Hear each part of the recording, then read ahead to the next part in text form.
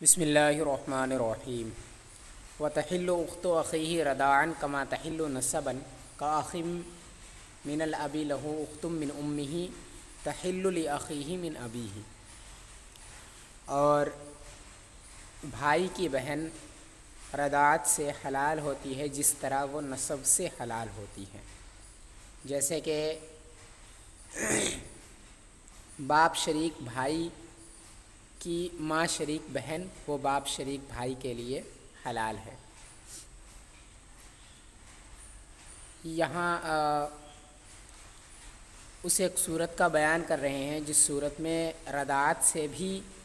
حرمت ثابت نہیں ہوتی ہے اور ایسے ہی نسب سے بھی حرمت ثابت نہیں ہوتی ہے۔ تو وہ اس طرح کے بھائی کی جو بہن ہوتی ہے وہ حلال ہوتی ہے۔ تو مثال کے طور پہ ایک لڑکے اور دو لڑکوں نے کسی عورت کا دودھ پیا، تو اب یہ دونوں آپس میں بھائی بھائی ہو گئے، رضاعی بھائی۔ اب اس کی جو بہن ہے ان میں سے کسی ایک کی بہن جو ہے وہ دوسرے کے لیے حلال ہے، ٹھیک ہے۔ اور ایسا ہی نسب میں بھی ہے۔ نسب میں کس طرح سے ہے کہ باپ شریک بھائی کی ماں شریک بہن یہ باپ شریک بھائی کے لیے حلال ہے۔ مثال کے طور پہ کسی ایک عورت نے کسی مرد سے شادی کیا اور اس سے کوئی لڑکی پیدا ہوئی، اب اس کے بعد یہ اس سے جدا ہو گئی اور اس نے کسی اور مرد سے نکاح کر لیا اور اس سے کوئی بیٹا پیدا ہوا، اور جس مرد سے اس نے نکاح کیا ہے اس مرد نے کسی اور عورت سے نکاح کیا تھا جس سے اس کو ایک بیٹا تھا، تو جو اب اس دوسری عورت سے ہوا ہے اور جو پہلے سے تھا یہ دونوں آپس میں باپ شریک بھائی ہو گئے، اور اس عورت کی جو پہلے سے بیٹی تھی وہ اس بیٹے کی جو ابھی جس کی ولادت ہوئی ہے اس کی وہ ماں شریک بہن ہوگی، کیونکہ ماں دونوں کی ایک ہے، ٹھیک ہے۔ اور باپ جو ہے وہ دونوں کا الگ الگ ہے۔ لڑکی کا باپ جو ہے وہ پہلے والا شوہر تھا جس سے یہ جدا ہو چکی ہے، ٹھیک ہے، اور لڑکے کا جو باپ ہے وہ ابھی وہ شوہر ہے اس کا جس کے ساتھ یہ عورت ابھی ہے، ٹھیک ہے۔ تو یہ دونوں آپس میں ماں شریک بھائی اور بہن ہیں، اور جو پہلا والا لڑکا ہے یہ والا لڑکا یہ دونوں آپس میں باپ شریک بھائی ہیں۔ تو باپ شریک بھائی کی ماں شریک بہن یہ نسب سے حلال ہوتی ہے۔ جو پہلا والا لڑکا ہے اس کے لیے دوسرے والے لڑکے کی جو ماں شریک بہن ہے وہ اس کے لیے حلال ہے، تو نسب سے بھی یہ حلال ہوتا ہے، ایسے ہی رضاعت سے بھی حلال ہے، اور اس میں بھی وہی 3 صورتیں نکلیں گے۔ وَرَضِيعَ ثَدْيٍ كَأَخٍ وَأُخْتٍ لَا شَارِبَ لَبَنِ شَاةٍ، اور ایک پستان سے دودھ پینے والے بھائی اور بہن کی طرح ہیں، نہ کہ بکری کا دودھ پینے والے۔ یہ دونوں الگ الگ مسائل ہیں، یعنی جو حرمت متعلق ہوتی ہے، حرمت ثابت ہوتی ہے وہ انسان کے دودھ سے ثابت ہوتی ہے، وہ بھی عورت سے، یعنی کسی عورت کا دودھ اگر کسی نے پیا ہے تو وہاں پہ حرمت متعلق ہوگی، ورنہ حرمت متعلق نہیں ہوگی۔ تو وہی کہہ رہے ہیں کہ اگر ایک پستان سے ایک لڑکے اور لڑکی نے دودھ پیا تو وہ بھائی بہن کی طرح ہو گئے، یعنی حرمت متعلق ہو جاتی ہے۔ تو انسان کے دودھ پینے سے حرمت متعلق ہو جاتی ہے، اس میں بھی عورت سے، اور جانوروں کے دودھ پینے سے حرمت متعلق نہیں ہوتی ہے، جیسے کہ بکری ہے، بکری کا دودھ اگر 2 لوگوں نے پی لیا تو وہ دونوں آپس میں بھائی یا بھائی بہن نہیں ہوں گے، یا بہن بہن نہیں ہوں گے، اگر مؤنث ہے دونوں تو حرمت یہاں متعلق نہیں ہوگی کسی بھی جانور کے دودھ پینے سے۔ وَحُكْمُ خَلْطِ لَبْنِهَا بِمَاءٍ أَوْ دَوَاءٍ أَوْ لَبَنِ امْرَأَةٍ أُخْرَى أَوْ شَاةٍ بِالْغَلَبَةِ، اور عورت کے دودھ کے پانی میں یا دوا میں یا کسی دوسرے عورت کے دودھ میں مل جانے یا بکری کے دودھ میں مل جانے سے غلبہ کے ذریعے سے حرمت کا حکم ہوگا۔ یہ ایک صورت الگ ہے کہ کسی عورت کے دودھ سے مل گیا تو اس کا حکم الگ ہے۔ اگر کسی عورت کا دودھ پانی میں یا دوا میں یا کسی جانور کے دودھ میں مل گیا، تو اب ایسی صورت میں ان دونوں میں سے یعنی اس کے دودھ اور پانی یا دودھ اور دوا یا اس کے دودھ اور بکری کے دودھ، کسی بھی جانور کے دودھ، ان دونوں میں سے جو غالب ہوگا، جو زائد ہوگا، اس کی طرف سے یہ قول کیا جائے گا۔ اگر غالب ہو گیا عورت کا دودھ تو حرمت متعلق ہوگی، اور اگر بکری وغیرہ کا دودھ اگر غالب آ گیا تو حرمت متعلق نہیں ہوگی، کیونکہ ان سے حرمت ثابت نہیں ہوتی ہے۔ تو غلبے کے ذریعے سے حرمت کا حکم دیا جائے گا، ورنہ یہ حکم نہیں لگے گا، ٹھیک ہے۔ اور یہ جو ہے کہ کسی عورت کے دودھ سے اگر مل گیا تو ایسی صورت میں یہ دو روایتیں ہیں امام اعظم علیہ رحمۃ الرضوان سے، ایک یہ کہ حرمت متعلق ہوگی اس وقت جب کہ غلبہ پا لیا جائے، ٹھیک ہے۔ یعنی اگر دو عورتوں کا دودھ مل گیا تو ان میں سے جس عورت کا دودھ زائد ہے اس عورت سے حرمت متعلق ہوگی۔ یہ امام ابو یوسف علیہ الرحمہ نے اس کو اختیار کیا ہے، اور یہ امام اعظم کی پہلی روایت ہے۔ دوسری روایت یہ ہے کہ دونوں سے حرمت متعلق ہو جائے گی، اور غلبے کا کوئی اعتبار نہیں ہے یہاں پر، برابر ہے کہ ان میں سے کسی ایک کا راجح ہو اور دوسرے کا مرجوح ہو، تو دونوں ہی صورتوں کے اندر حرمت دونوں سے متعلق ہوگی، ٹھیک ہے۔ یعنی اگر دو عورتوں کا دودھ مل گیا تو ایسی صورت میں حرمت متعلق ہوگی دونوں عورتوں سے، ایک عورت سے حرمت متعلق نہیں ہوگی جس کا غالب آئے گا، ٹھیک ہے۔ تو دونوں سے حرمت متعلق ہوگی۔ امام محمد علیہ رحمہ نے اس قول کو اختیار کیا ہے، جو کہ امام اعظم علیہ رحمہ کی دوسری روایت ہے، اور اسی کو اظہر و احوط اور بہتر قرار دیا گیا ہے۔ تو یہ کہ اگر کسی عورت کا دودھ مل گیا کسی عورت کے دودھ سے تو ایسی صورت میں حرمت دونوں سے متعلق ہوتی ہے، ایک سے نہیں، ٹھیک ہے۔ تو اس کا حکم الگ ہے۔ اور ان ساری صورتوں میں کہ اگر جانور کے دودھ سے مل جائے یا پھر پانی سے یا دوا سے، تو ایسی صورت میں اگر عورت کا دودھ غالب آ جاتا ہے تو حرمت متعلق ہو جائے گی، اور اگر غالب نہیں آتا ہے، مغلوب ہو جاتا ہے، تو حرمت متعلق نہیں ہوگی۔ وَبِطَعَامٍ الْحِلُّ كَمَا فِي لَبَنِ رَجُلٍ وَاحْتِقَارِ صَبِيٍّ بِلَبَنِهَا۔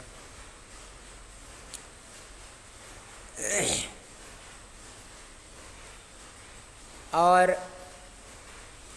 کھانے میں مل جانے سے حلت کا حکم ہوگا، یعنی اگر عورت کا دودھ کھانے میں مل گیا تو ایسی صورت میں وہ اس کا کوئی اعتبار نہیں ہے کہ غالب آئے یا نہ آئے، ہر صورت میں یہ کھانا ہے وہ حلال ہوگا۔ اور یہ امام اعظم علیہ رحمۃ الرضوان کا قول ہے، اور صاحبین علیہ الرحمہ نے اس میں اختلاف کیا ہے۔ ان کا قول یہ ہے کہ اس میں بھی غلبے کا اعتبار کیا جائے گا، اگر دودھ غالب آ جاتا ہے تو حرمت متعلق ہو جائے گی، اور اگر غالب نہیں آتا ہے تو حرمت متعلق نہیں ہوگی۔ یہ حکم اس وقت ہے جب کہ پکانے سے پہلے، پکانے کے بعد دودھ ملا ہو کھانے میں، ٹھیک ہے۔ یعنی دودھ کے ملنے کے بعد کھانے کو پکایا نہ گیا ہو، تو ایسی صورت میں اختلاف ہے صاحبین اور امام اعظم علیہ رحمۃ الرضوان کے نزدیک، کہ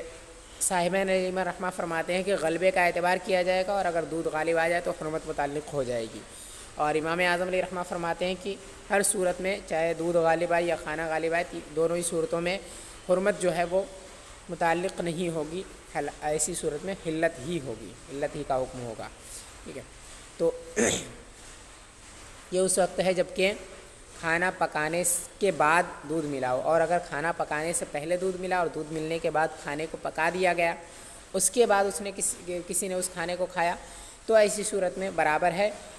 ہر صورت میں اتفاقاً حلت کا ہی حکم ہوگا، حرمت کا حکم نہیں ہوگا۔ ای حکم خلط لبنہا بطعام الحل، یعنی عورت کے دودھ کے کھانے میں مل جانے سے حلت کا حکم ہوگا، یعنی حرمت وہاں پر متعلق نہیں ہوگی۔ کما فی لبن رجل، ای اذا نزل للرجل لبن فشربہ صبی لا يتعلق به حرمت الرضاع، جیسا کہ مرد کے دودھ میں ہوتا ہے، یعنی جب کسی مرد کو دودھ اتر آیا اور اس سے کسی بچے نے پی لیا تو حرمت رضاعت وہاں پر متعلق نہیں ہوگی۔ تو یہ مسئلہ ایسا ہی ہے جیسا کہ کھانے میں اگر دودھ مل جائے تو ایسی صورت میں بھی حلت کا ہی حکم ہوگا، جس طرح اس والی صورت میں حلت کا حکم ہے کہ اگر کسی مرد کو دودھ اتر آیا کسی بھی طرح، تو اس نے کسی بچے کو دودھ پلا دیا، کسی بچے نے اس سے دودھ پی لیا، تو ایسی صورت میں حرمت یہاں پر متعلق نہیں ہوگی، کیونکہ حرمت متعلق ہوتی ہے عورت سے، مرد سے نہیں۔ ٹھیک ہے، تو وہی یہاں حرمت متعلق نہیں ہوگی۔ اور ایسے ہی ایک دوسری صورت ہے وَاحْتَقَانِ صَبِيٍّ بِلَبَنِهَا، وَاحْتَقَانِ صَبِيٍّ بِلَبَنِهَا، اور بچے کے عورت کے دودھ سے حقنہ لگوانے کی صورت میں، یعنی بچے کو اس کے دبر سے اس کے جوف میں عورت کا دودھ پہنچا دیا گیا، تو ایسی صورت میں حرمت یہاں پر متعلق نہیں ہوتی ہے، کیونکہ حرمت متعلق ہونے کے لیے پینا یہ شرط ہے، اور کسی دوسرے راستے سے دودھ کا جوف میں پہنچ جانا یہ حرمت ثابت کرنے کے لیے کافی نہیں ہے، تو یہاں حرمت متعلق نہیں ہوگی۔ اگر کسی بچے کے دبر سے عورت کے دودھ کو اس کے پیٹ تک پہنچا دیا گیا تو اس سے حرمت متعلق نہیں ہوگی۔ تو یہ صورت بھی ایسی ہی ہے کہ یہاں پر بھی حلت کا ہی حکم ہوگا، ایسا ہی اس سے پہلے والی صورت یعنی کھانے میں دودھ کے مل جانے سے بھی حلت کا حکم ہوگا۔ وَحَرُمَ بِلَبَنِ الْبِكْرِ وَالْمَيْتَةِ، اور حرام ہے، حرمت ثابت ہو جائے گی باقرہ کے دودھ اور مردار کے دودھ سے، یعنی عورت کے دودھ سے حرمت ثابت ہو جاتی ہے ہر حال میں، برابر ہے کہ عورت باقرہ ہو یا سیبہ ہو، زندہ ہو یا مردہ ہو، ہر حال میں حرمت اس سے متعلق ہو جاتی ہے۔ اور اگر باقرہ عورت کا دودھ بھی کسی نے پی لیا تو اس سے بھی حرمت متعلق ہو جائے گی، اور سیبہ کا دودھ پیا تو اس سے بھی حرمت متعلق ہو جائے گی، زندہ جو ہے اس کا دودھ پیا تو اس سے بھی، اور اگر مردہ ہے تو اس سے بھی حرمت متعلق ہو جائے گی۔ شرط یہ ہے کہ مدت رضاعت کے اندر دودھ پیا ہو۔ وَإِنْ رَضَعَتْ دَرَّتَهَا حَرُمَتَا، أي أرضعت امرأة درتها حال كون الدرة رضيعة حرمتا على الزوج، اور اگر کسی عورت نے اپنی درہ کو، اپنی سوتن کو دودھ پلا دیا تو یہ دونوں کے دونوں حرام ہو جائیں گے، یعنی کسی عورت نے اپنی درہ کو اس حال میں دودھ پلا دیا کہ وہ درہ دودھ پینے کی مدت کے اندر ہے، رضیعہ ہے، تو یہ دونوں کے دونوں شوہر پر حرام ہو جائیں گے۔ یعنی کسی مرد نے دو عورتوں سے نکاح کیا، ان دونوں میں سے ایک جو ہے وہ بہت چھوٹی ہے، یعنی 2.5 سال سے کم کی عمر ہے اس کی، تو ایسی صورت میں ایک دوسری جو ہے وہ بڑی ہے، تو ایسی صورت میں نکاح کرنے کے بعد اگر بڑی نے چھوٹی والی بیوی کو دودھ پلا دیا تو ایسی صورت میں حرمت متعلق ہو جائے گی، اور یہ دونوں کے دونوں حرام ہو جائیں گے اس پر۔ حرمت اس طور پر متعلق ہوگی کہ جو چھوٹی والی ہے وہ اس کی رضاعی بیٹی ہو جائے گی، ٹھیک ہے، کیونکہ اس کی بیوی نے اس کو دودھ پلایا ہے، تو ظاہر سی بات ہے وہ اس کی رضاعی بیٹی ہو گئی، اور رضاعی بیٹی حرام ہے اس کے لیے، تو وہ حرام ہو جائے گی۔ اور بڑی والی اس وجہ سے کیونکہ وہ اس کی ماں ہو گئی رضاعی، اور اس کی وجہ سے یہ اس کا باپ ہو گیا رضاعی، تو یہ جو عورت ہے اس کی بیوی ہے یہ اس کی رضاعی ماں ہو گئی، اور اسی وجہ سے وہ اس کے بیٹی کی رضاعی ماں ہو گئی، اور بیٹی کی رضاعی ماں یہ بھی حرام ہے، یہ بھی یہاں پر بھی حرام ہو جائے گی، یا یہ کہہ لیں کہ وہ اس کی بیوی کی ماں ہو جائے گی، اور بیوی کی ماں بھی حرام ہوتی ہے، لہٰذا یہاں پر بھی وہ بھی حرام ہوگی۔ ولا مہر للکبیرۃ ان لم تؤتى وللرضیعۃ نصفہ ورجع به علی المرضعۃ ان قصدت الفساد والا فلا، اور بڑی کے لیے مہر نہیں ہے اگر اس نے اس سے وطی نہ کی ہو، اور چھوٹی کے لیے نصف مہر ہے، اور نصف مہر وہ دودھ پلانے والی سے وصول کرے گا اگر اس نے فساد کا ارادہ کیا ہو، ورنہ نہیں۔ یعنی اگر بڑی عورت سے اس نے وطی نہیں کی ہے تو اس سے کے لیے کوئی مہر نہیں ہے، کیونکہ یہاں فساد اس کی وجہ سے آیا ہے، حرمت اس کی وجہ سے متعلق ہوئی ہے، ٹھیک ہے۔ اور چھوٹی والے کے لیے کیونکہ اس کی کوئی غلطی نہیں ہے، لہٰذا اس کے لیے نصف مہر ہوگا۔ اور چونکہ اگر اس بڑی والی نے فساد کا ارادہ کیا ہو، یعنی اسے معلوم ہو کہ اگر وہ ایسا کرتی ہے تو یہ دونوں کے دونوں حرام ہو جائیں گے، اور دونوں شوہر سے جدا ہو جائیں گی، اور یہ کہ کوئی مجبوری نہیں تھی اس طور پر کہ جو چھوٹی ہے وہ ہلاک نہ ہو رہی ہو بھوک کی وجہ سے، تو ایسی صورت میں اگر اس نے دودھ پلایا تو وہاں پر حرمت متعلق ہو جائے گی۔ حرمت تو ہر صورت میں متعلق ہو جائے گی، برابر ہے کہ وہاں کوئی مجبوری ہو یا مجبوری نہ ہو، ہر صورت میں حرمت متعلق ہوگی۔ لیکن اگر اس نے فساد کا ارادہ کیا ہے اور اسے یہ سب کچھ معلوم تھا اور کوئی مجبوری نہیں تھی، اس کے باوجود اس نے دودھ پلایا، تو ایسی صورت میں جو چھوٹی والی کا مہر ہے وہ بڑی والی سے وصول کر کے شوہر اس کو دے گا۔ اور اگر اس نے فساد کا ارادہ نہیں کیا ہے، اس طور پر کہ وہ یہ جانتی ہی نہ ہو کہ ایسا کرنے سے دونوں حرام ہو جائے گی، یا پھر یہ کہ وہ مجبور ہو کہ اگر اس کو دودھ نہیں پلاتی ہے تو وہ ہلاک ہو جائے گی اس کی وجہ سے، تو ان صورتوں کے اندر حرمت یہاں پر بھی متعلق ہوگی، لیکن جو چھوٹی والی کا مہر ہے وہ شوہر اپنی طرف سے دے گا، اس سے وصول کر کے نہیں دے گا۔ وحجتہ رجلان او رجل و امرأتان، اور اس کی حجت دو مرد یا ایک مرد اور دو عورتیں ہیں، یعنی رضاعت کو ثابت کرنے کے لیے دو مردوں یا ایک مرد اور دو عورتوں کی گواہی کا ہونا یہ شرط ہے۔ مثال کے طور پہ کسی شخص نے اگر کسی عورت کے لیے یہ کہا کہ یہ میری رضاعی ماں ہے یا بہن ہے اور اس نے انکار کیا، تو وہاں پر اس مرد کو کم سے کم دو مرد گواہ یا ایک مرد اور دو عورتیں جو گواہی دے اس بات کی کہ یہ اس کی رضاعی بہن ہے، تو اگر اس نے پیش کر دیے تو وہاں پہ رضاعت ثابت ہو جائے گی۔ تو رضاعت کو ثابت کرنے کے لیے کم سے کم دو مردوں کی گواہی یا پھر ایک مرد اور دو عورتوں کی گواہی یہ شرط ہے۔ کتاب الطلاق، طلاق کا بیان، یہاں تک نکاح اور نکاح کے جو متعلقات تھے ان کا بیان مکمل ہو چکا، تو اب یہاں سے طلاق کا بیان شروع کر رہے ہیں، جو کہ رفع نکاح یا رفع قید، جو نکاح کی وجہ سے متعلق ہوئے ہیں جو حقوق، ان کو اٹھا دینے کا نام ہے۔ تو یہاں سے اس کا بیان شروع کر رہے ہیں۔ طلاق کہتے ہیں لغت میں رفع قید کو، اور اصطلاح میں طلاق کہتے ہیں نکاح کے ذریعے سے جو قید متعلق ہو اس قید کو مخصوص الفاظ کے ذریعے سے اٹھا دینا، اس کو طلاق کہا جاتا ہے۔ احسنہ طلاقۃ فقط فی طہر لا وطی فیہ، طلاق احسن صرف ایک طلاق ہے ایسے طہر میں جس میں اس نے عورت سے وطی نہ کی ہو۔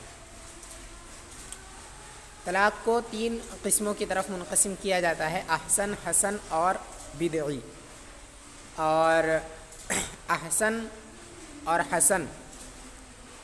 یہ دونوں کے دونوں طلاق سنی بھی ان دونوں کو کہا جاتا ہے، یہ دونوں کے دونوں مسنون ہوتے ہیں، اور جو بدعی ہے وہ بدعت سے نکلا ہے جو کہ سنت کا مخالف ہوتا ہے، لہٰذا وہ سنی نہیں ہوتی ہے، وہ طلاق وہ بدعی ہوتی ہے۔ تو یہ تین قسمیں ہوتی ہیں، احسن، حسن اور بدعی۔ تو احسن اور حسن یہ دونوں کے دونوں طلاق سنی کہلاتے ہیں، اور ان دونوں میں بہتر جو ہے وہ احسن ہے۔ تو طلاق باوجود اس کے کہ ابغض المباحات ہے، یعنی مباح چیزوں میں سب سے بری چیز طلاق ہے، اس کے باوجود یہ احسن، حسن اور بدعی اسے کیوں کہا جاتا ہے کہ کوئی چیز ایسا ہو نہیں سکتا ہے کہ کوئی چیز ابغض المباحات ہونے کے باوجود احسن یا حسن ہو جائے۔ تو وجہ اس کی یہ ہے کہ چونکہ طلاق دینا یہ فعل قبیح ہے، لیکن بعض صورتوں میں چونکہ جب یہ جائز ہوتی ہے تو اس کا دینے کا جو طریقہ ہے اس طریقے میں اس کی یہ قسمیں کی جاتی ہیں، یعنی طلاق دینے کے طریقے کی قسمیں ہیں، یہ اصل طلاق کی قسم نہیں ہے جو کہ ابغض المباحات ہے، ٹھیک ہے۔ یعنی طلاق کی یہ حقیقت میں تقسیم نہیں ہے، بلکہ یہ اس کی تقسیم ہے کہ کس طریقے سے طلاق دیا جائے گا، اس چیز کی یہ تقسیم ہے۔ تو طلاق دینے کے طریقے یہ ہیں احسن، حسن اور بدعی، اور ان دونوں میں سے دو طریقے جو ہیں وہ جائز ہیں، احسن اور حسن، یہ دونوں مباح طریقے ہیں، اور جو بدعی ہے یہ جائز نہیں ہے۔ احسنہ طلاقۃ فقط فی طہر لا وطی فیہ، طلاق احسن ایک طلاق ہے ایسے طہر میں جس میں اس نے اس سے وطی نہ کی ہو، یعنی طلاق دینے کا سب سے بہتر طریقہ یہ ہے کہ ایسے وقت میں اسے طلاق دے جس طہر کے اندر، ایسے طہر میں دے جس طہر میں اس نے اس سے وطی نہ کی، یعنی حیض و نفاس وغیرہ اس وقت اس کے ساتھ متعلق نہ ہو، اور جب سے حیض و نفاس منقطع ہوئے ہیں تب سے اس نے ابھی تک وطی نہیں کی ہے، اور اس وقت اس نے طلاق دی اور پھر اس کے بعد چھوڑ دیا، تو یہ طلاق احسن ہے، اور ایک ہی طلاق اس نے دی تو یہ وَحَسَنُهُ وَهُوَ السُّنِّيُّ طَلَقَةٌ لِغَيْرِ الْمَوْطُوءَةِ وَلَوْ فِي حَيْضٍ وَلِلْمَوْطُوءَةِ تَفْرِيقُ الثَّلَاثِ فِي أَطْهَارٍ لَا وَطْيَ فِيهَا فِي مَنْ تَحِيضُ وَأَشْهُرٍ فِي الْآيِسَةِ وَالصَّغِيرَةِ وَالْحَامِلِ لِلسُّنَّةِ ثَلَاثًا فِي ثَلَاثَةِ أَشْهُرٍ فَقَوْلُهُ وَأَشْهُرٍ عَطْفٌ عَلَىٰ أَطْهَارٍ۔ اور طلاق حسن جو کہ سنی ہے وہ ایک طلاق غیر موطوعہ کو دینا ہے اگرچہ وہ حالت حیض میں ہو۔ یعنی طلاق حسن کی چند صورتیں ہیں، ان میں سے پہلی صورت یہ ہے کہ غیر موطوعہ کو ایک طلاق دینا، وہ طہر میں ہو یا حالت حیض میں ہو، دونوں میں سے کسی بھی صورت میں ہو، ایک طلاق دے دینا غیر موطوعہ کو، یہ طلاق حسن کہلاتا ہے، ٹھیک ہے، جس سے اس نے وطی نہ کی ہو، اس کو نکاح کرنے کے بعد ابھی تک وطی نہ کی ہو اور اس کو اگر اس نے حالت حیض میں بھی ایک طلاق دے دی تو وہ بھی حسن ہی ہے، اور اس کے علاوہ اگر حالت طہر میں دی تو وہ بھی۔ وَلِلْمَوْطُوءَةِ تَفْرِيقُ الثَّلَاثِ فِي أَطْهَارٍ لَا وَطْيَ فِيهَا فِي مَنْ تَحِيضُ۔ اور دوسری صورت طلاق حسن کی یہ ہے کہ جس عورت سے وطی کر لی ہے اس کو 3 طلاقیں الگ الگ 3 طہروں کے اندر دینا، ایسے طہروں میں جن میں اس نے وطی نہ کی ہو، یہ اس کے حق میں ہے جو حیض والی ہو۔ مطلب یہ ہے کہ موطوعہ طلاق حسن کی دوسری صورت یہ ہے کہ جس بیوی سے اس نے وطی کی ہو اس بیوی کو 3 الگ الگ طہروں میں 3 طلاقیں دے، اور اس طرح سے کہ ان طہروں کے اندر اس نے اس سے وطی بھی نہ کی ہو، تو یہ اس طرح سے اگر وہ 3 طلاقیں دیتا ہے، 3 طہر کے اندر 3 طلاقیں موطوعہ کو دیتا ہے وہ، تو یہ طلاق حسن ہے، ایسے طہر میں جس میں وطی نہ کی ہو۔ تو یہ کہ 3 طہر میں دینا یہ تو اس کے لیے ہے جو حیض والی ہوتی ہے، کیونکہ اسی سے پتہ چلے گا یہ ابھی طہر میں ہے یا حالت حیض میں ہے، لیکن اگر اسے حیض ہی نہ آئے تو ایسی صورت میں یہ معلوم نہیں ہوگا، وہ تو ہر وقت طہر کے اندر ہی رہے گی، ٹھیک ہے، تو ایسی صورت میں اس کے لیے کیا وَأَشْهُرٍ فِي الْآيِسَةِ وَالصَّغِيرَةِ وَالْحَامِلِ لِلسُّنَّةِ ثَلَاثًا فِي ثَلَاثَةِ أَشْهُرٍ۔ اور مہینوں کے اعتبار سے ہے عائسہ، صغیرہ اور حاملہ میں، تو ان کے لیے سنت 3 طلاقیں ہیں 3 مہینوں کے اندر۔ وَقَوْلُهُ وَأَشْهُرٍ عَطْفٌ عَلَىٰ أَطْهَارٍ، تو ان کا قول اشہرن یہ عطف ہے اطہار پر، یعنی فی اطہارن جو کہا ہے تو یہ اصل میں ہے فی اشہرن فی العائسۃ والصغیرۃ والحامل للسنۃ ثلاثاً فی ثلاثۃ اشہر، یہ ہے۔ تو اگر بیوی عائسہ ہے یعنی اس کی عمر اتنی ہو چکی ہے کہ اب اسے حیض آنا بند ہو گیا ہے، عمر اتنی زیادہ ہو چکی ہے، یا پھر صغیرہ ہے کہ ابھی حیض آنا اسے شروع ہی نہیں ہوا ہے، یا پھر وہ حاملہ ہے، تو ان تینوں کے لیے طلاق حسن کی دوسری صورت یہ ہے کہ طلاق حسن کی صورت ان تینوں کے لیے یہ ہے کہ 3 مہینوں کے اندر 3 طلاقیں وہ دے، ٹھیک ہے، تو ایک طلاق دے مہینے میں پھر چھوڑ دے، پھر اس کے بعد دوسری طلاق دوسرے مہینے میں دے پھر چھوڑ، پھر ایسے ہی تیسری طلاق تیسرے مہینے میں، تو اس کو بھی طلاق حسن کہیں گے۔ انہوں نے جو سنیوں کی قید اس کے ساتھ لگائی ہے حسن کے ساتھ، تو یہ ایسا نہیں ہے کہ جو حسن ہے وہی صرف سنی ہے، احسن سنی نہیں ہے وہ، بلکہ یہ انہوں نے اس وجہ سے کہا ہوگا کہ حضرت امام مالک علیہ رحمۃ اللہ رضوان کے نزدیک اگر ایک سے زائد طلاق دی گئی، وہ کسی بھی طریقے سے دی جائے تو وہ سنی نہیں ہے، وہ بدعی ہی ہے، اگر ایک سے زائد طلاق دی جائے، تو انہی کا رد کرتے ہوئے انہوں نے اس کو سنی کے ساتھ متصف کر دیا، اور یہ بتایا کہ اس کی جو دوسری والی صورت انہوں نے ولیل موطوعۃ یہاں سے کہا ہے کہ تفریق الثلاث 3 طلاقیں ہیں الگ الگ دینا، تو یہ بھی سنی میں ہی آتا ہے، تو اسی کی وضاحت کرنے کے لیے انہوں نے اس کے ساتھ سنی کی قید لگائی ہے، اور امام مالک علیہ رحمہ کے قول کا رد کرتے ہوئے لگائی ہے کہ یہ بھی سنی ہی ہے، یہ بدعی نہیں ہے۔ ٹھیک ہے. اور جب یہ بات تو ظاہر ہے کہ جب حسن سنی ہے تو احسن تو بدرجہ اولا سنی ہوگی. تو ہو سکتا ہے اسی وجہ سے انہوں نے سنی کی قید اس کے ساتھ لگائی ہو اور احسن کے ساتھ نہ لگائی ہو. تو حسن اور حسن یہ دونوں کے دونوں سنی ہیں. وحل طلاقہن عقیب الوطی، اور ان کو وطی کے فوراً بعد طلاق دے دینا بھی حلال ہے. یعنی عائشہ اور صغیرہ اور حاملہ ان تینوں کو اگر وطی کرنے کے فوراً بعد بھی طلاق دے دی تو یہ مکروہ نہیں ہے. یہ اس وجہ سے ہے کہ اس سے پہلے والی صورت میں یعنی ایسی عورت جو حیض والی ہو اور حاملہ نہ ہو اس کے لیے وطی کے فوراً بعد طلاق دے دینا یعنی اسی طہر میں طلاق دینا جس طہر میں وطی کی ہو، تو یہ اس وجہ سے درست نہیں ہے. کیونکہ اگر وطی ہو گئی تو اس سے یہ شبہ ہو جاتا ہے کہ حاملہ ہو گئی ہو سکتا ہے کہ اس وطی کی وجہ سے وہ حاملہ ہو گئی ہو، لیکن اس وقت چونکہ کچھ معلوم نہیں رہتا ہے لہٰذا شک رہتا ہے ان دونوں کے بیچ میں کہ وہ حاملہ ہوئی ہے یا نہیں ہے. تو اب اگر وطی کرنے کے فوراً بعد کوئی طلاق دے دے اسے تو اب اس میں یہ بھی شک ہو جائے گا کہ اس کی عدت کس سے ہوگی، وضع حمل سے یا پھر حیض سے. اگر حاملہ نہیں ہوئی ہے تو ظاہر سی بات ہے وہ حیض سے عدت ہوگی، اور ابھی تک چونکہ حمل کا علم نہیں ہوا ہے لہٰذا ابھی وہ عدت حیض سے ہی گزارے گی. تو اب اگر وہ عدت گزارنے لگی اور بیچ میں بعد میں پھر ابھی اس کی عدت مکمل نہیں ہوئی اور معلوم یہ چلا کہ وہ حاملہ ہو گئی تھی تو ایسی صورت میں اس کی عدت بڑھ جائے گی، وضع حمل ہو جائے گی. لہٰذا یہ اسی وجہ سے درست نہیں ہے کہ یہ اس کے حق میں عورت کے حق میں درست نہیں ہے. یہ اسی احتمال کی وجہ سے کہ حاملہ ہوئی ہے یا نہیں ہوئی ہے اسی وجہ سے کہ وہ عدت حیض سے گزارے گی یا حمل سے گزارے گی، اس میں شک ہونے کی وجہ سے یہ درست نہیں ہے کہ طلاق دے اسے وطی کرنے کے فوراً بعد، یعنی اس طہر میں طلاق دے جس طہر میں اس نے اس سے وطی کی ہو. لیکن ان کے حق میں چونکہ عائشہ صغیرہ اور حاملہ یہ اس وطی سے حاملہ ہو نہیں سکتی ہیں، اس وجہ سے عائشہ اور صغیرہ تو حاملہ نہیں ہو سکتی ہے اور جو حاملہ ہے وہ تو پہلے سے حاملہ ہے. تو اب یہاں پہ کوئی احتمال نہیں رکھتا ہے کہ ان کی عدت کس سے گزرے گی. عائشہ اور حاملہ ان میں عائشہ اور صغیرہ ان میں تو ظاہر ہے کہ مہینے سے عدت گزرے گی، اور جو حاملہ ہے وہ تو پہلے سے، اور اس میں بھی ظاہر ہے کہ اس کی عدت جو ہے وہ وضع حمل ہے. تو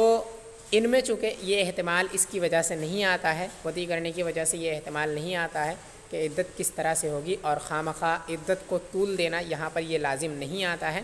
اس وجہ سے یہاں یہ چیز درست ہے، لیکن وہاں پر چونکہ عدت کو طول دے دینا اس کی وجہ سے لازم آ جائے گا اگر وہ حاملہ ہو گئی تو، لہٰذا اس وجہ سے. اور یہ بھی کہ وہاں پہ یہ یقین کے ساتھ معلوم نہیں ہے کہ وہ عدت کس چیز سے گزارے گی، تو اس میں شک ہونے کی وجہ سے ان دونوں وجہ سے وہاں پر جائز نہیں ہے، لیکن یہاں پر یہ جائز ہے.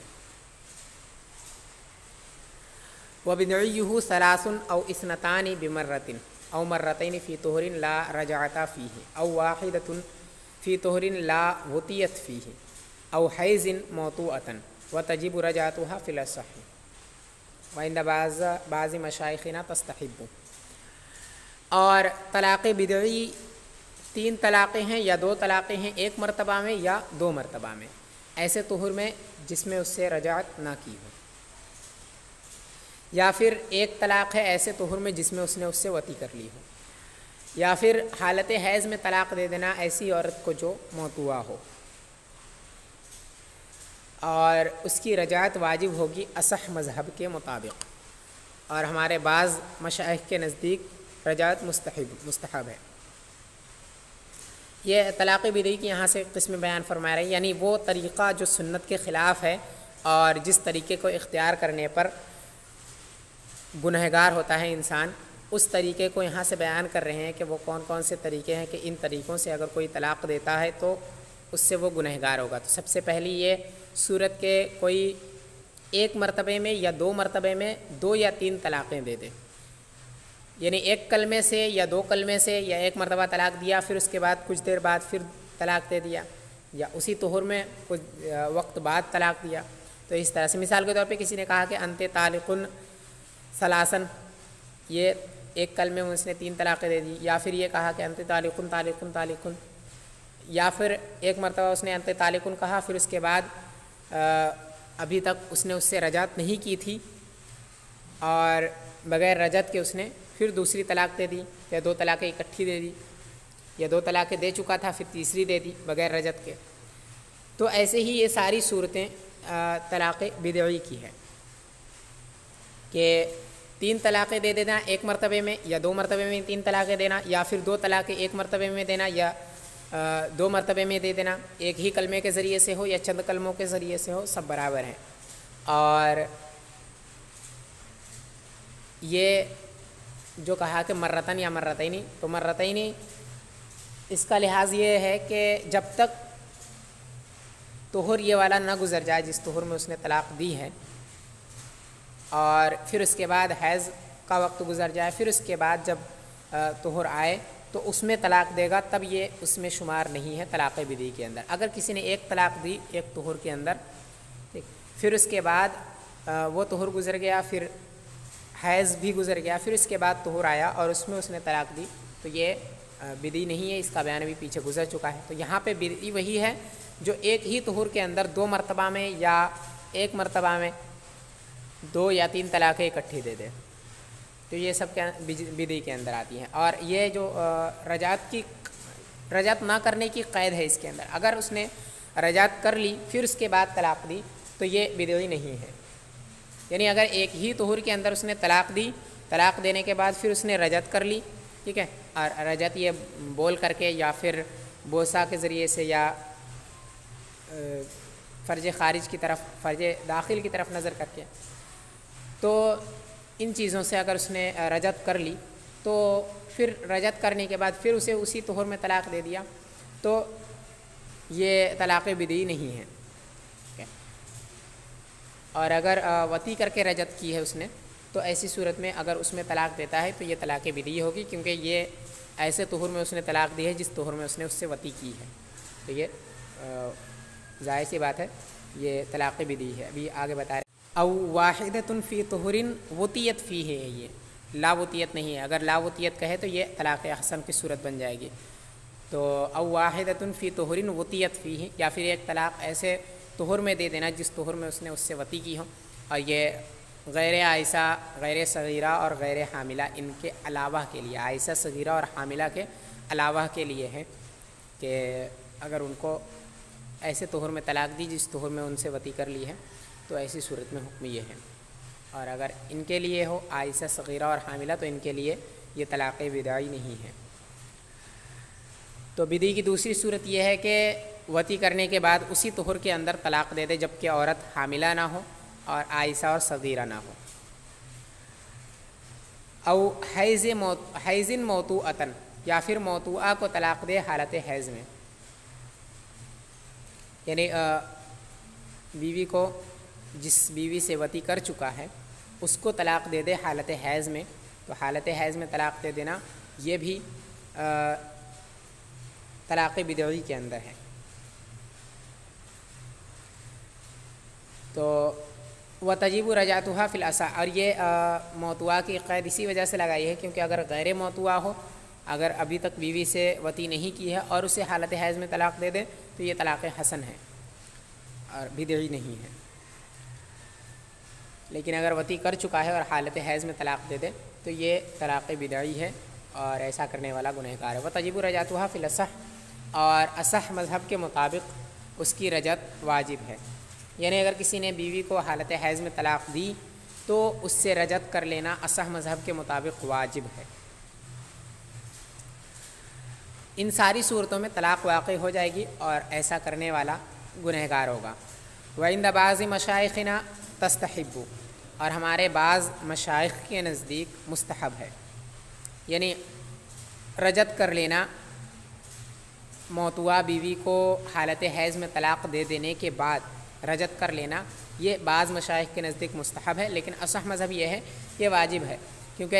ऐसी सूरत में अगर वो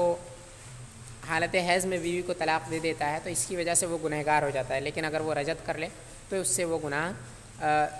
मिट जाता है और वो उसका गुनाह मुआफ़ हो जाता है। وعلم ان الطلاق ابغض المباحات فلا بد ان يكون بقدر الضرورة فاحسنه الطلاق الواحد في طهر لا وطئ فيه. اور جان لیجئے کہ طلاق یہ ابغض المباحات ہے تو ضروری ہے کہ قدر ضرورت پر اکتفا کیا جائے. تو فاحسنه الطلاق الواحد في طهر لا وطئ فيه، تو اس کی بہتر صورت یہ ہوگی کہ ایک طلاق ایک ایسی طہر کے اندر ہو، ایسے طہر کے اندر ہو جس میں اس سے وطی نہ کی گئی ہو. یعنی طلاق جو ہے وہ جائز چیزوں میں سب سے قبیح چیز ہے. تو بہتر یہ ہے اور ضروری یہی ہے کہ جتنے سے ضرورت پوری ہو جائے اتنے پر ہی اکتفا کیا جائے. کم سے کم جتنے سے ضرورت پوری ہو جائے اتنے پر ہی اکتفا کیا جائے. تو چونکہ ایک طلاق سے ضرورت پوری ہو جاتی ہے، ٹھیک ہے، اور اگر ایک طلاق دے دے اور پھر اس کے بعد چھوڑ دے اور عدت گزر جائے تو بیوی جدا ہو جاتی ہے، لہٰذا ایک طلاق پر ہی اکتفا کرے. تو بہتر سب سے بہتر ہوگا ایک طلاق، ٹھیک ہے. پھر اس کے بعد کہا کہ فی طہر لا وطئ فیہ، ایسے طہر کے اندر جس میں وطی نہ کی گئی ہو. تو اما الواحدۃ فلینہا اقل، رہا ایک تو یہ اس وجہ سے کیونکہ یہ عقل ہے، یعنی طلاق میں سب سے کم طلاق ایک ہی ہوتی ہے، لہٰذا کم سے کم پر اکتفا کیا جائے گا جب، تو یہ ایک پر ہی اکتفا کیا جائے گا، ٹھیک ہے. تو یہ کم ہونے کی وجہ سے ایک پر ہی اکتفا کیا جائے گا اور یہی بہتر ہوگا. وَأَمَّا فِي الطُّهْرِ فَلِأَنَّهُ إِنْ كَانَ فِي حَالِ الْحَيْضِ يُمْكِنُ أَنْ يَكُونَ لِنَفْرَةِ الطَّبْعِ لَا لِأَجْلِ الْمَصْلَحَةِ. اور رہا طہر کے اندر تو وہ اس وجہ سے کیونکہ اگر وہ حالت حیض میں ہوگی یا اگر یہ طلاق دینا حالت حیض میں ہوگا تو ممکن ہے کہ یہ نفرت طبع کی وجہ سے ہوگا، مصلحت کی وجہ سے نہیں. یعنی اگر حالت حیض میں کوئی بیوی کو طلاق دے دیتا ہے تو اس سے یہ وہم ہوتا ہے کہ اس نے بیوی کو طلاق کس وجہ سے دی ہوگی، کیونکہ حالت حیض میں وہ اس سے نفرت کرتا ہے، یعنی طبیعت جو ہے وہ نفرت کرتی ہے اس سے، اس وجہ سے اس نے طلاق دی ہے. مطلب یہ ہے کہ چونکہ حالت حیض میں بیوی جو ہے وہ نجاست سے متعلق ہوتی ہے، اسی وجہ سے ہو سکتا ہے کہ جس نے طلاق دی ہو اس کے شوہر نے وہ اس سے نفرت کر رہا ہو نجاست کے ساتھ متعلق ہونے کی وجہ سے. تو یہ چونکہ ایسا کرنا جائز نہیں ہے، نفرت طبع کی وجہ سے محض طلاق دے دینا یہ جائز نہیں ہے، اور نجاست کے ساتھ متعلق ہونا تو یہ ہر کسی کے ساتھ ہوتا ہے کسی خاص وقت میں. تو یہ کوئی ایسی چیز نہیں ہے جس کی وجہ سے نفرت کی جائے اور طلاق دے دی جائے، یہ کوئی ایسی چیز نہیں ہے. تو اس کی وجہ سے یہ جائز بھی نہیں ہوگا. اسی وجہ سے طہر کی قید لگائی ہے کہ طہر کے اندر طلاق دی جائے، حالت حیض میں طلاق نہ دی جائے. اور طلاق دے دینا یہ جائز کسی نہ کسی مصلحت کی وجہ سے ہوتا ہے، ایسا نہیں ہے کہ جب جس کی مرضی آئے وہ ایسے ہی طلاق دے دے، تو یہ بھی درست نہیں ہے. اسی وجہ سے جب تک کوئی مصلحت نہ ہو تب تک طلاق دینا جائز بھی نہیں ہوتی. وَأَمَّا عَدْمُ الْوَطِيِّ لِأَلَّا يَكُونَ شُبْهَةَ الْعَلُوقِ، اور رہا وطی کا نہ ہونا تو یہ اس وجہ سے تاکہ حاملہ ہونے کا شبہ نہ ہو. یعنی تیسری قید جو ہے وہ لا وطیہ فیہ کی ہے، تو وطی نہ کرنے کی قید اس وجہ تاکہ حاملہ ہونے کا شبہ نہ ہو اور وہ عدت حیض سے بآسانی گزار سکے. اور اگر وطی کر لی تو اب یہی نہیں معلوم ہے کہ وہ حاملہ ہے یا نہیں ہے، تو اب وہ عدت کس سے گزارے گی. اگر وہ حیض سے عدت گزارنے لگتی ہے اور پھر اس کے بعد میں معلوم ہوتا ہے کہ وہ حاملہ ہے تو ایسی صورت میں اس کے اوپر بوجھ ہے. اور اگر وہ حاملہ ہے یہ سوچ کر کے حمل سے عدت گزارنے لگتی ہے اور بعد میں معلوم ہوتا ہے کہ یہ حاملہ نہیں ہے تو پھر یہ بھی درست نہیں ہے. تو اسی وجہ سے یہ ایسے طہر کے اندر جس میں وطی کی ہو اس میں طلاق دینا یہ بھی جائز نہیں ہے، اور حالت حیض میں طلاق دینا نفرت طبع کے شبہے کی وجہ سے یہ بھی جائز نہیں ہے. ایک ہی طہر میں ایک سے زائد طلاق دے دینا یہ بھی درست نہیں ہے، کیونکہ ایک سے ضرورت پوری ہو جاتی ہے تو اب اس سے زائد کی طرف کیوں جانا ہے. تو یہ احسن طریقہ ہے کہ ایک طلاق ایسے طہر کے اندر دے جس طہر میں اس نے وطی نہ کی ہو.